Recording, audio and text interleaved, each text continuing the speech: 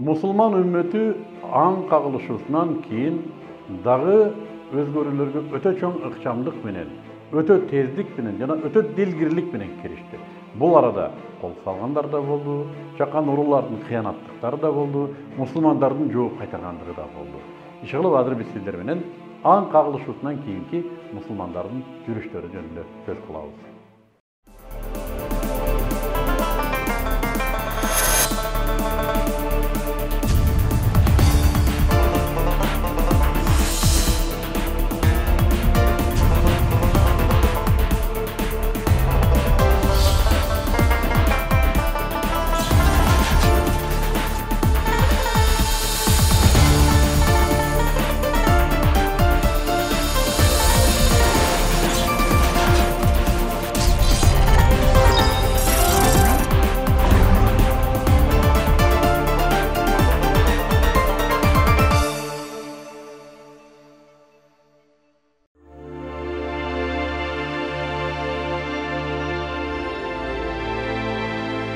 Пайгамбарыбыз саллаллаху алейхи вассалам жүрүш бүткөн соң Әл-Мурайси кудугунда бир канча түн туруп калат. Умар ибн Хаттабтын Жах аттуу кызматкери бир ансар менен суу талаша кетет. Ар кимиси эй ансарлар, эй мухаджирлер деп жардамга чакыра башташат. Пайгамбарыбыз саллаллаху алейхи вассалам дагы эле караңгылыктагы кылыктарыңар кала элекпи деп эки тарапты уяткарып таратып жиберет. Уруу баштары менен отурган Абдуллах ибн Убай муну укканда ордунан ыргып турат. Эй, качанга чейин чыдаса болот буларга? Буларды биз кутуртуп жибердик. Итти баксаң өзүңдү кабат. Ушуну көрмөксүңөр. Эгерде өз убагында силер ушуларга болушпай койгонуңуздарда башка жака кетишмек биздин башыбызга бале болмок эмес. Карачы мойнубузга отуруп алды. Эми билгенин кылып атышат булар. Мейли, дагы көрө жатарбыз. Мадинага жеткенде көрөсүңөр. Жек сурларды кудуреттүүлөр кууп чыгат деп күпүлдөйт. Бул отурушта четте отурган Заид ибн Аркама аттуу өспүрүм болгон сөздү тайекесине айтып барат. Жана сөз дароо Пайгамбарыбыз саллаллаху алейхи вассаламга жетет. Пайгамбарыбыз саллаллаху алейхи вассалам бул маселе ырбап кетелекте эң ыңгайсыз маалга карабай аскерлерин тургузуп жолго аттандырат. Мусулмандар 2 күн түнү менен тынбай жүрүшөт жана мей кайнаткан ысыкта гана дем алганы токтошот. Бул кабарды уккан Абдуллах ибн Убай Пайгамбарыбыз саллаллаху алейхи вассаламга өзү жүгүрүп келет. Жаналы калбай карганып актана баштайт. Анын актанганын уккан сахабалар балким Зайд жаштык кылып мунун сөзүн туура эмес түшүнүп калды экен деп да ойлоп калышат. Зайд коркконунан бекинип алат. Bir kança vakıttan keyin Peygamberimiz sallallahu aleyhi ve sellem anı özüne çakırdı. Jana Allah'tan bu okuya turalı düşkün iki yüzdüler sağa kelip senin çındığında Allah'tan peygamberi ekenine küvelik verebilir deşet. Jana çındığında Allah senin anın anlık hakikat peygamber ekenini bilet. Jana Allah çındığında iki yüzdülerden kalp aytkanlarında bilet. Деген аяттарды оқып береді. Жана ол Зайд, Аллах Субхану ва Таала сенин сөзүңдүн чындыгын тастыктады деп Зайдты жубатады.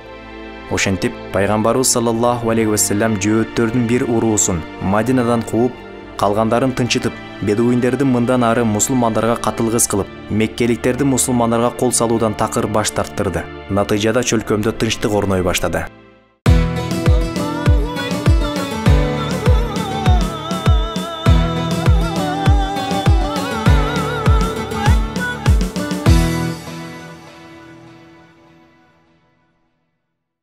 Дагы бир окуя тууралуу айта кетүү абзел. Адатта Пайгамбарыбыз саллаллаху алейхи вассалам жүрүшкө аялдарын бирөөсүн ала чыкчу. Әл-Мурайсиге ал жубайы Айшаны алып чыккан. Жана сапарда эки жүздүүлөр калп ушактарды таратып, Пайгамбарыбыз саллаллаху алейхи вассаламдын аброюна доо кетиргени аракеттеништи. Ал учурда аялдардын жабык жүрүшү жөнүндө аяттар жаңы эле түшкөн, буйруктар жаңы эле пайда болгон. Жана Пайгамбарыбыз саллаллаху алейхи вассалам бул жүрүшкө өзү менен алып алган Айша энебизди атайын төөгө өңөрүп өзүнчө алып жүрө турган саябанга жайгаштырган. Мусулмандар кайсыдыр бир жерге келип эс алууга токтогондо Айша энебиз бошонуп алуу үчүн ел тоқтаған жерден оолак болгон алысыраак аралыкка кетет. Жана жолдо киратып, мончого түшүп калганын билет дагы, мончоун издеп көпкө кармалып калат. Бул учурда кербен убактысы жетип, ордунан туруп, жолун улап кете берет. Себеби ал кезде араб кыздары аз тамактангандыктан өзгөчө мусулман кыздар жеңил болгон. Жанагы саябанды төөгө көтөрүп аткан сахабалар дагы анын ичинде Айша энебиздин жок экендигин билген эмес, салмагы ушунчалык жеңил болгондуктан. Төөгө саябанды орнотушат да, жолун улап кете беришет. Айша энебиз бир кезде мусулмандар токтогон жерге келип караса, кербен жок. Кетип калган. Эмне кылыш керек? Болду болбоду менин жоктугумду билгенде артка кайтышат деген үмүт менен ошол жерде отура берет. Пайгамбарыбыз саллаллаху алейхи вассалам ушундай жүрүштөрдө бир салт кылган эле. Алда болсо, балким мусулмандар жолдо бир нерсени түшүрүп коебу, же бир нерсени унутуп калабы, ушуну терип келет деген максат менен атай ар бир жүрүштө артында бир 2-3 чакырым артта бир адамды калтырып койчу. Мына ушундай адамдардын бири ушул учурда нөмөттө Сафван ибн ал-Муаттала деген сахаба болгон. Сафван ибн ал-Муаттала Айша энебиздин алдына келгенде Айша энебиз уктап аткан болот. Жана аны ойготот. Ойготкондо дагы Айша тур, мен келдим, кандайсың, андай мындай эмес, жок. Ла хаула ва ла куввата илля биллах деп кетири карап турат. Айша энебиз алдына адам келгенин билет, ордунан турат. Жана кол жаңсоо менен төөгө отурууну сунуш кылат. Айткандай эле Айша энебиз төөнү чөктүрөт, Сафван чөккөн төөгө минет, жана төөнү жетелеп жөнөйт. Жана алар мусулмандар түштөнүүгө отурган жеринде гана жетип барышат. Жүрүштөн кайткан соң Айша радиаллаху анха катуу ооруп төшөккө жатып калат. Бир айдай убакыт төшөктө жатат. Пайгамбарыбыз саллаллаху алейхи вассалам убакты менен келип кабар алып турат. Бирок анын мамилеси бир аз салкындай түшкөндүгүнөн сыр бербейт. Убакыт өтүп, Айша энебиз бир аз оңолуп, бутка туруп, кайсыдыр бир кажети менен шаардын четине өзүнүн курбусу Умму Мистах менен басып калат. Жана жолдо баратып, Умму Мистах байкабай азыркы коомдо жүрүп жаткан ушак тууралуу Айша энебизге айтып алат. Айша радиаллаху анха териштирип баштайт. Бирок сөз төркүнүн бар бир түшүнбөгөнү менен үйгө чуркаган бойдон келет да, жолдо келатып, Пайгамбарыбыз саллаллаху алейхи вассаламдын акыркы кездеги мамилеси салкындап калганын түшүнө баштайт. Үйгө келип, Пайгамбарыбыз саллаллаху алейхи вассаламдын төркүнүнө барып келүүгө уруксат сурайт. Пайгамбарыбыз саллаллаху алейхи вассалам уруксат берет, жана Айша радиаллаху анха үйүнө жетери менен энесин суроо менен кыйнай баштайт. Эмне деген ушактар жүргүзүп атат, кимдер жүргүзүп атат, каерде айтып атат, кантип айтып атат. Эми энеси кызын көңүлүн оорутпайын дейт. Азыр эми кызым ушул сенин даражаңдагы сулуу жана эри сүйгөн сулуу аялдар жөнүндө сөзсүз ушактар жүрөт да деп сөздөн качат. Ошого карабай Айша энебиз бар бир сөз төркүнүн изилдеп, иликтеп табат да таң атканча ыйлап чыгат. Бир күнү Пайгамбарыбыз саллаллаху алейхи вассалам ага келип: "Эй Айша, эгер сен таза болсоң, Аллах сени сөзсүз актайт. Эгер күнөө кылган болсоң, тооба кыл. Аллах тооба кылган кулдарын жакшы көрөт", деди. Айша радиаллаху анха ыйын тып токтотот. Ата-энесине кайрылып, "Мен үчүн жооп бергиле" дейт. "Жооп бергиле мен үчүн." Ата-энеси Пайгамбар саллаллаху алейхи вассаламды сыйлашат, апкарышат, эмне кыларын билбейт, унчугушпайт. Мына ошондо Айша радиаллаху анха: "Эгер мен күнөөлүү эмесмин десем, Аллах карап турганына карабай силер мага ишенбейсиңер" дейт. "Эгер мен күнөөлүүмүн десем, Аллах карап турат, мен жалган айткан болом. Ошондуктан мен Юсуф алейхиссаламдын атасы айткандай жооп берем силерге.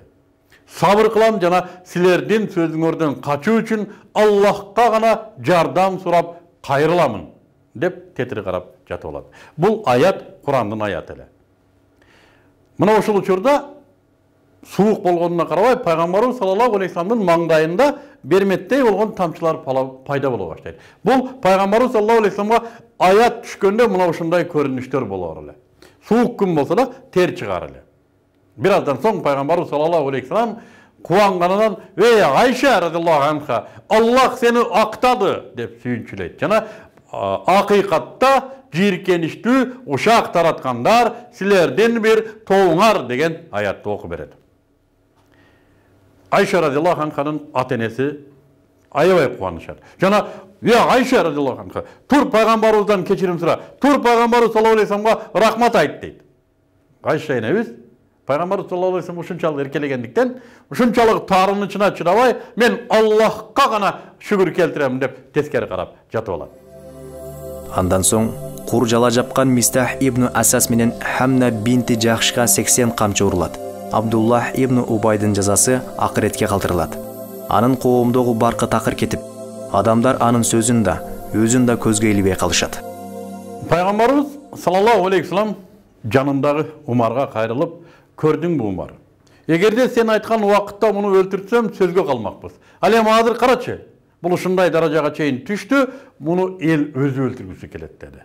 Умар радиаллаху анху Аллах жана анын пайгамбары дайым туура айтарына мен дагы бир жолу ынандым деди. Ошентип, bir ай бою Мадинаны чүмкөп турган бүдөмүк жана ушак булуттары таң саардай ачылып, Мадина кайрадан таза аба жута баштады.